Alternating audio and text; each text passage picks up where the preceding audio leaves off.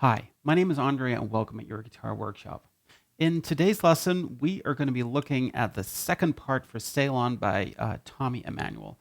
So if you missed part number one, make sure to check the video description. It'll have a link to the first video.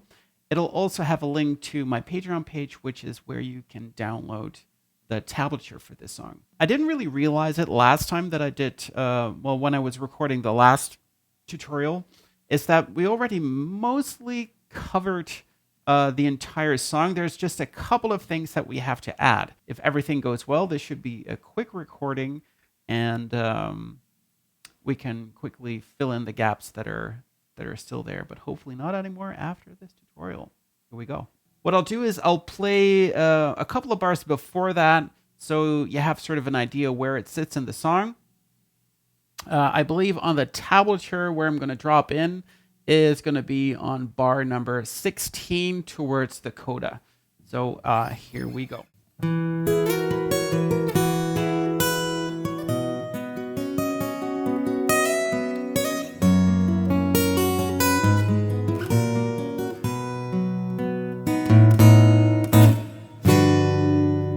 All right, so what do you do there?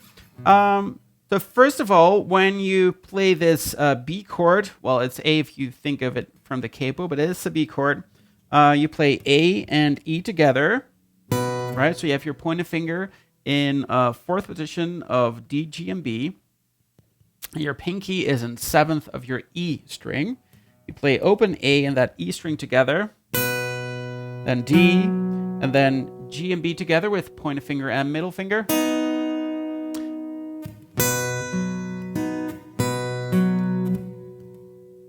You play A and E together, then D, then G, then you play G and B together with your pointer finger and middle finger, and then you put your middle finger in fifth position of low E, like this.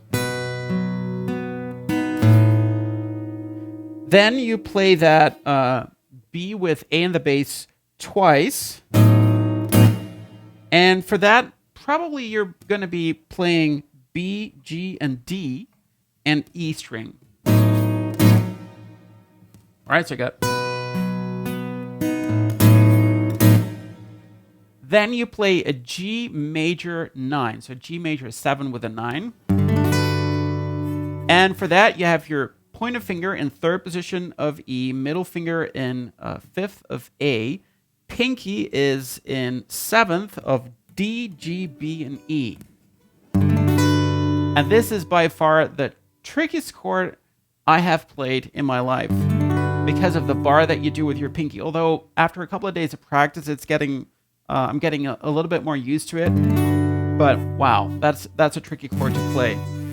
The first thing that you do is you just strum it. You play the bass note, so that low E string with your thumb. And then G, B, and E with pointer finger, middle finger, and ring finger, like this. And what you do is you play bass, bass, chord, chord, bass, chord, like that. And that last one you play staccato, so really short. So I got, so 1, 2. Then you switch to this chord, which is a G major add 9, and you use your thumb for the bass note here, like that. So you put your thumb fretting a third position of that E string. Sorry, yep. Ring finger is in fifth of A, middle finger is in fourth of G, pointer finger is in third of B, and your pinky is going to be in fifth of E, right? And what you there play is you play the bass first, and then you pluck G, B, and E. All right, so you got.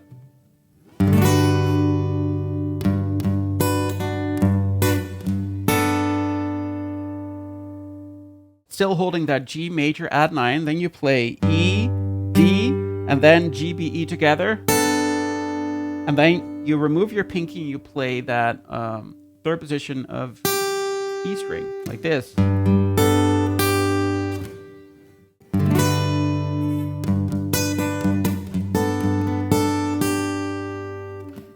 get the next part, which goes like this. Right? What you do there is you basically fret a D minor, first position D minor shape. In this case, it would be an E minor because of the capo. You rake it, starting on the A string, play the bass string, then you fret A minor shape, and you then play G, B, and E. Play open A string again, then fret E, so that's an E shape, so that's pointer finger and third of that G string and middle finger and fourth of that D string. And you just play D, G, and B with your pointer finger, middle finger, and ring finger. And then you go back to that A minor shape and play those same strings like this.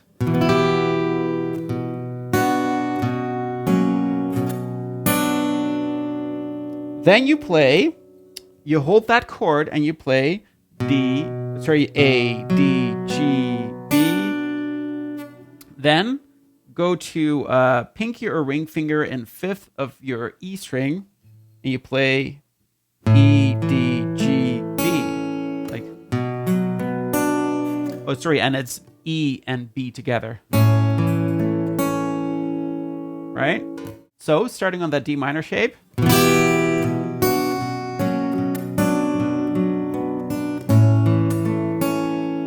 And then you go back to the first chord, so that G major 7, 9.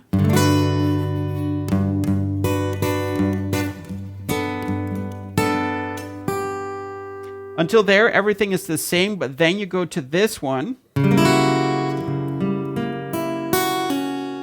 So what do you do there?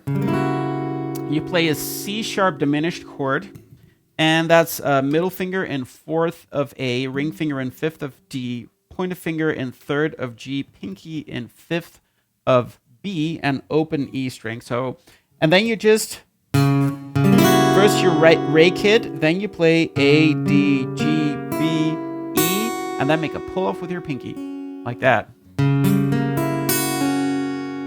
And then you go back to the intro part.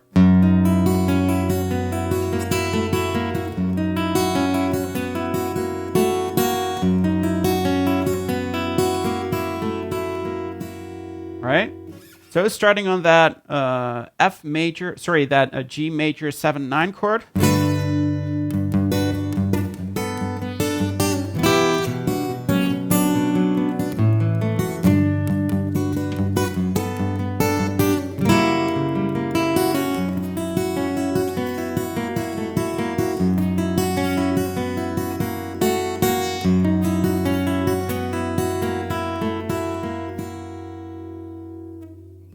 All right, and that leaves us with the outro section.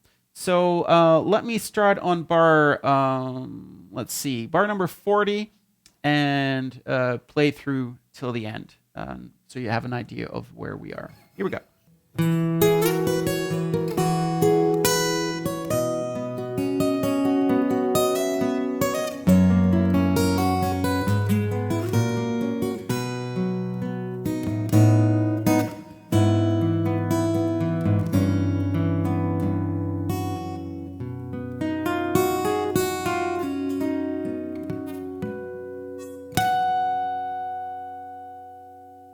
And that's it. All right, so what do you do? So obviously the first part is the same. So this is.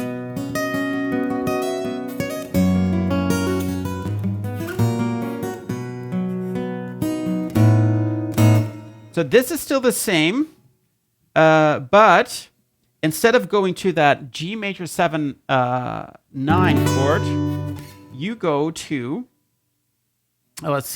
E with a G sharp in the bass. So what do you do? So you have your pinky in fifth of B, ring finger in fourth of G, and your middle finger in fourth of E. And you play E, G, and B together. Then D, G, B, G, D, E. Then you play C sharp half diminished with G in the bass. So that's, I guess, middle finger in third of E, pinky in second of G, and you play E, D, G, and B, sort of with a forward roll like this. Then you play D, G, and then E, and then top E like that.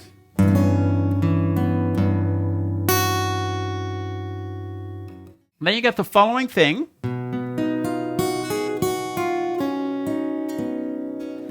So it starts the same as with when you're playing it in the verse section, with a pointer finger in sixth of B, middle finger in eighth of G, and ring finger in ninth of D. You play A, D, G, B, then pinky, ninth of B, play it, then open E, then B, but now sixth, so that pointer finger, and make a pull off like this. That pull off, then G string, D string, and then you make a natural harmonic on ninth position of A, then D, and then 14th of E, like that.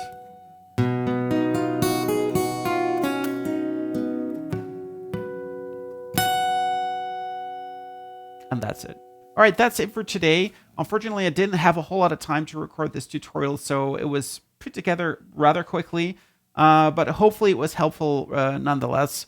I'm working on another Tommy Emmanuel song, and that tutorial should probably come, I don't think this week, but maybe the week after. I'm hoping the week after. It's one of his new songs. Wishing you a great week, and hope to see you again sometime. Bye.